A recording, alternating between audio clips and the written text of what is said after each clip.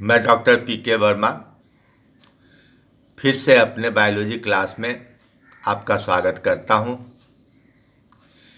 पिछले सेशन में हमने बैक्टीरिया में ट्रांसफॉर्मेशन नाम की क्रिया के द्वारा जीनी संरचना में परिवर्तन का अध्ययन किया था। जेनेटिक कैरेक्टर्स में परिवर्तन का अध्ययन किया था। बैक्टीरिया में ऐसा जीनी परिवर्तन एक अन्य विधि के द्वारा भी होता है जिसे ट्रांसडक्शन कहते हैं।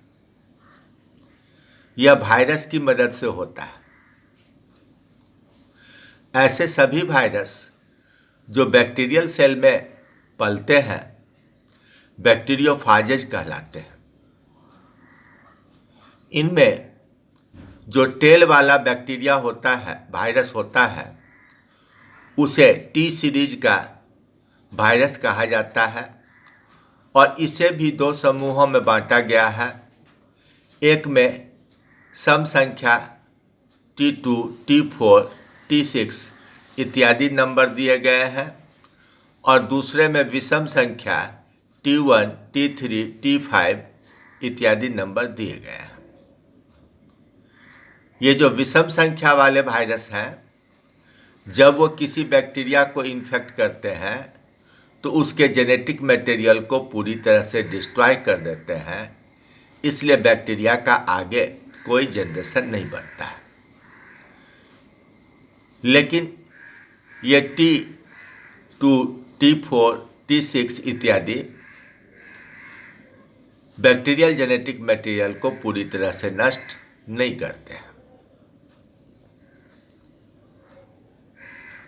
अब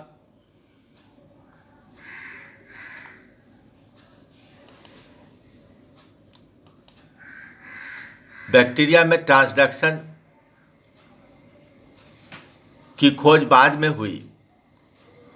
उसके पहले हर्शी और चेज नाम के वैज्ञानिकों ने 1952 में सबसे पहली बार सिद्ध किया कि बैक्टीरियोफाज में भी डीएनए जेनेटिक मटेरियल है। बैक्टीरिया में डीएनए जेनेटिक मटेरियल है, यह तो पहले ही सिद्ध हो गया था। अब बैक्टीरिया में पलने वाले वायरस का जेनेटिक मटेरियल क्या है, इसे सिद्ध करने के लिए हर्शी और चेज ने इस्चेरिचिया कोलाई और उसमें पलने वाले T2 बैक्टीरियोफाज का अध्ययन किया। उन्होंने एक कल्चर मीडियम में बड़ी मात्रा में सल्फर का हायर आइसोटोप, नॉर्मल सल्फर का एटॉमिक वेट 32 होता है, 35 एटॉमिक वेट वाले सिस्टेइन और मिथायोनिन नाम का अमीनो एसिड लिया। ये अमीनो एसिड प्रोटीन में शामिल होंगे, इसलिए वायरस के प्रोटीन कोड का लेबलिंग कर देंगे। दूसरे कल्चर मीडियम में जो न्यूक्लियोटाइड्स लिए गए थे वे P32 वाले थे। नॉर्मल एटॉमिक वेट P30 होता है। यह हायर आइसोटोप 32 है। यह डीएनए को रेडियो लेवल कर सकता है। अब पूरा वायरस प्रोटीन कोड समेत अंदर जाता है या सिर्फ डीएनए अंदर जाता है, इसकी जांच करने के लिए एक नॉर्मल कल्चर मीडियम में S35 लेवल T2 बैक्टीरियोफाज मिला दिया गया। थोड़ी देर के बाद वारिंग ब्लेंडर, जो मिक्सी जैसा होता है, उसमें सैंड पार्टिकल्स डाले जाते हैं। उसमें मिक्स करने से बैक्टीरिया के सेल की सतह पर पाए जाने वाले कोई भी पदार्थ हो, वो रगड़ के कारण अलग हट जाएंगे। बाद में इसका सेंट्रीफ्यूगेशन किया गया, जिससे बैक्टीरियल सेल अलग और कल्चर मीडियम, जिसे सुपरनेटेंट कहेंगे, वह अलग हो गया। अब दोनों की जांच की गई तो देखा गया कि रेडियो एक्टिविटी सुपरनेटेंट में है, बैक्टीरिया के सेल के अंदर नहीं है। इसका मतलब वायरस का प्रोटीन कोड बाहर ही रह गया, वह अंदर नहीं गया। अब चूंकि प्रोटीन अंदर नहीं गया, इसलिए प्रोटीन, रेडियो एक्टिविटी वाला प्रोटीन बाहर रह गया और वह जेनेटिक मटेरियल का काम नहीं कर सकता है। तो डीएनए को अंदर जाना चाहिए। अब इसे कंफर्म करने के लिए दूसरे एक्सपेरिमेंट में उन्होंने P32 से लेबल किया हुआ वायरस डाला। थोड़ी देर के बाद पहले की तरह ही वायरिंग ब्लेंडर का यूज किया, सेंट्रीफ्यूगेशन किया और तब सुपरनेटेंट और बैक्टीरिया दोनों में रेडियो एक्टिविटी की जांच की गई। यह P32 मुख्य रूप से बैक्टीरिया के अंदर ही देखा गया, बाहर सुपरनेटेंट में वह नेग्लिजिबल अमाउंट में था या नहीं था। इससे प्रूव हुआ कि वायरस का डीएनए बैक्टीरिया के अंदर गया, उसने ही बैक्टीरिया के कैरेक्टर को, बैक्टीरिया के सिस्टम को, उसके राइबोसोम, उसके एंजाइम्स, उसके रॉ मटेरियल को यूज करते हुए वायरस का नया जनरेशन तैयार किया और बाद में यह बैक्टीरिया के सेल को फाड़ कर बाहर निकल जाता है। इस तरह से बैक्टीरियल सेल का लाइसिस होता है। ऐसे लाइफ साइकिल को लाइसोजेनिक साइकिल हम लोग कहेंगे। यहाँ देखिए, पहले एक्सपेरिमेंट में सल्फर से प्रोटीन कोट लेबल किया गया। वायरिंग ब्लेंडर करने से यह पूरा का पूरा खोल बाहर रह गया, इसलिए सुपरनेटेंट में रेडियो एक्टिविटी मिली, बैक्टीरिया के सेल के अंदर नहीं। दूसरे में रेडियो एक्टिव डीएनए यूज किया गया, डीएनए अंदर आया, इसलिए यह बैक्टीरिया के अंदर मिलेगा। सुपरनेटेंट में प्रोटीन का खोल है, उसमें फास्फोरस नहीं मिलेगा। अब जैसा कि मैंने पहले कहा कि T2, T4 और T6 इस तरह टी इवन सीरीज के वायरस जब बैक्टीरिया को अटैक करते हैं तो उसका डीएनए अंदर चला जाता है और वहाँ नया जनरेशन बनाता है। यह नया जनरेशन बैक्टीरियल सेल को फाड़कर बाहर निकल जाता है। बैक्टीरियल सेल के खुद ब खुद फटने और मरने की क्रिया का अध्ययन पहले फ्रेडरिक डब्ल्यू टुऑर्ट और फेलिक्स डी हेरेले, इन दोनों ने इंडिपेंडेंटली 1915 और 1917 में बताया था, लेकिन उस समय वायरस के विषय में कोई जानकारी नहीं थी। तो ऐसा माना जाता था कि यह बैक्टीरिया का ही कोई स्ट्रेन है जो खुद फट कर मर सकता है। लेकिन जब हर्शी और चेज का एक्सपेरिमेंट हुआ, उन्होंने बताया कि किस तरह डीएनए अंदर जाकर नया जनरेशन वायरस का बनाता है और बैक्टीरियल सेल को फाड़ के बाहर आ जाता है, तो लाइटिक साइकिल का पता चला। यानी T2, T4 और T6 ये लाइटिक बैक्टीरियोफाजेज हैं। ये तुरंत डीएनए अंदर डालते हैं, अपनी नई पीढ़ी तैयार करते हैं और फिर होस्ट सेल को फाड़ कर ये बाहर चले आते हैं। अब दूसरा ग्रुप है वायरस का, जिसको कहते हैं लाइसोजेनिक वायरस।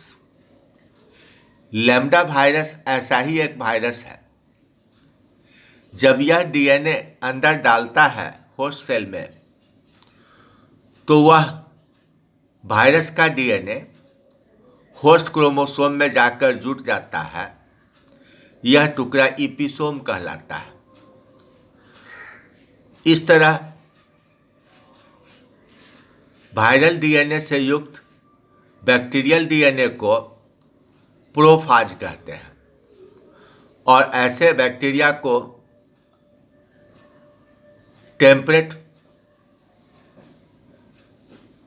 ऐसे बैक्टीरियोफाज को टेम्परेट फाजेज कहा जाता है। अब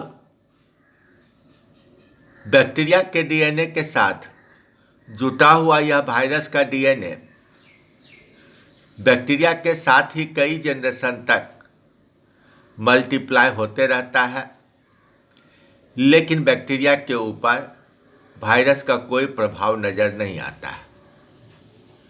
फिर अचानक यह अलग हो सकता है और अलग होकर अपना नया साइकिल, लाइटिक साइकिल प्रारंभ करता है और नया जनरेशन तैयार करता है। यहाँ देखिए, लाइटिक साइकिल में वायरल डीएनए अंदर आया, सर्कुलर फॉर्म में दिखलाया गया है, इसकी कॉपीज बनी, वायरस का प्रोटीन कोट बना और बहुत सारा वायरस बनकर बैक्टीरिया को फाड़ते हुए बाहर आ गया। ये लाइटिक साइकिल है जो T2, T4, T6 में होता है। इस लाइसोजेनिक साइकिल में टेल नहीं होना चाहिए फिगर में।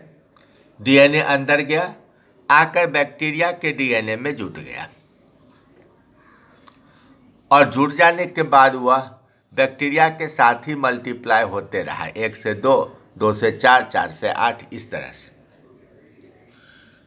कुछ जनरेशन के बाद यह अलग हो जाएगा और अलग होकर लाइटिक बैक्टीरियोफाज की तरह ही अपनी कॉपी बनवाएगा और बहुत सारा वायरस का नया जनरेशन तैयार करेगा। तो इस तरह लाइटिक और लाइसोजेनिक बैक्टीरियोफाजेज में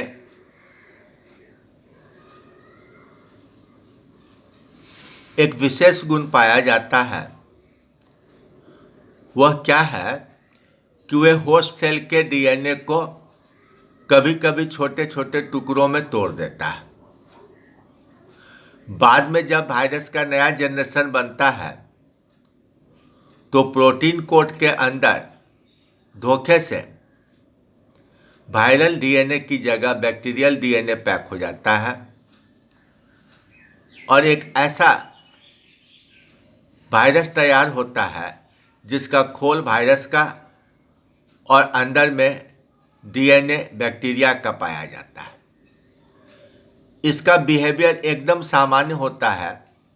यह नए बैक्टीरिया को सामान्य तरीके से इन्फेक्ट करता है, लेकिन नए बैक्टीरिया के अंदर दूसरे बैक्टीरिया का ही डीएनए डाल देता है और यह डीएनए दूसरे बैक्टीरिया के डीएनए में जुटकर जेनेटिक चेंज लाता है। यह वायरस का नया जनरेशन नहीं बना सकता। तो इस तरह से वायरस की मदद से एक बैक्टीरिया से दूसरे बैक्टीरिया में जीन का ट्रांसफर ट्रांसडक्शन कहलाता है। तो अब आपने ट्रांसफॉर्मेशन और ट्रांसडक्शन दो क्रियाओं को देखा। ट्रांसफॉर्मेशन की खोज ग्रिफिथ ने किया था, तो ट्रांसडक्शन की खोज जिंडर और लीडरबर्ग ने 1952 में किया। अब दोनों की तुलना कीजिए, जस्ट 2 पॉइंट्स, कि जब ट्रांसफॉर्मेशन होता है तो डीएनए के छोटे टुकड़े 30,000 बेस पेयर से छोटे टुकड़े मीडियम में रहते हैं और मीडियम से बैक्टीरिया में जाते हैं। उनका कोई वाहक नहीं होता, कोई वेक्टर नहीं होता, और यह ट्रांसफॉर्मेशन की क्रिया सिर्फ कॉम्पिटेंट बैक्टीरिया में हो सकती है जिसमें कॉम्पिटेंस फैक्टर हो, जबकि ट्रांसडक्शन की क्रिया बड़े बड़े डीएनए को कैरी करने के लिए वायरस की मदद से होती है। 30,000 बेस पेयर से बड़ा डीएनए भी, 40-50 हज़ार बेस पेयर लंबा डीएनए भी वायरस की मदद से एक बैक्टीरिया से दूसरे बैक्टीरिया में जा सकता है। और यह किसी भी बैक्टीरिया में ट्रांसडक्शन हो सकता है। सिर्फ बैक्टीरिया ही क्यों, इस विधि से प्लांट और एनिमल में भी ट्रांसडक्शन की संभावना रहती है। तो इस प्रकार आपने बैक्टीरियल जेनेटिक ट्रांसफॉर्मेशन की और ट्रांसडक्शन की बात समझी। Thank you.